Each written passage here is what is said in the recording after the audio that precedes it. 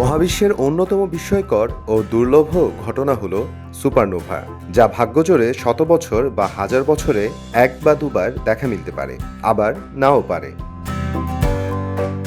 Supernova হলো একটি বিশাল নাক্ষত্রিক বিস্ফোরণ, যা একটি বৃহৎ নক্ষত্রের জীবনের সমাপ্তি। এই বিস্ফোরণের ফলে মহাকাশে তীব্র আলো ছড়িয়ে পড়ে, যা কখনো কখনো একটি পুরো ছায়াপথের চেয়েও উজ্জ্বল হয়। বিস্ফোরণের পর নক্ষত্রের অবশিষ্টাংশ নিউট্রন তারা বা কৃষ্ণগহ্বর বা ব্ল্যাক হোল হতে পারে।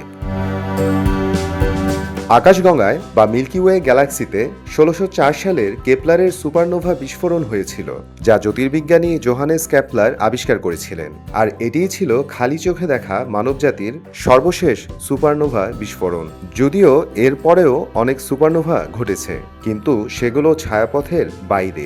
এগুলো টেলিস্কোপ ছাড়া দেখা যায়নি। সম্প্রতি একটি সুপারনোভা বিস্ফোরণের আলো শনাক্ত করেছে জেমস ওয়েব টেলিস্কোপ। নাসা বলছে এটি এখন পর্যন্ত মহাবিশ্বের প্রাচীনতম সুপারনোভা বিস্ফোরণ। মহাবিশ্বের শুরুর দিকে বিশাল এক নক্ষত্র বিস্ফোরিত হয়েছিল। সেই বিস্ফোরণের আলো শত শত কোটি বছর মহাকাশে পাড়ি দিয়ে অবশেষে নাসার জেমস ওয়েব স্পেস টেলিস্কোপে ধরা পড়েছে।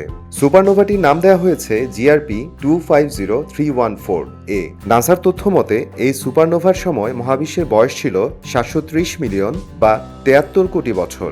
এটি এখন পর্যন্ত সরাসরি শনাক্ত করা সবচেয়ে পুরনো সুপারনোভা। মহাকাশ বিজ্ঞানীরা জানান এই আবিষ্কারের প্রক্রিয়াটি ছিল বেশ রোমাঞ্চকর এবং বিশ্বের বিভিন্ন প্রান্তের টেলিস্কোপের একটি সমন্বিত প্রচেষ্টা। ২০২৪ সালে ফ্রান্স ও চীনের উৎক্ষেপণ করা SVOM টেলিস্কোপ মহাকাশে একটি শক্তিশালী গামা রে বার্স্ট বা তেজস্ক্রিয় বিকিরণের ঝলক দেখতে পায়। এরপরই কাজে লেগে পড়ে জেমস ওয়েব টেলিস্কোপ। পরে নাসার সুইফট অবজারভেটরি দ্রুত এর অবস্থান শনাক্ত করে। পরে চিলিতে অবস্থিত ভেরি লার্জ টেলিস্কোপ নিশ্চিত করে যে নক্ষত্র বিস্ফোরণের এই ঘটনা বিগ ব্যাং এর মাত্র ৭৩ কোটি বছর পর হয়েছে। মোহাম্মদ আফরানুল ইসলাম, সময় সংবাদ।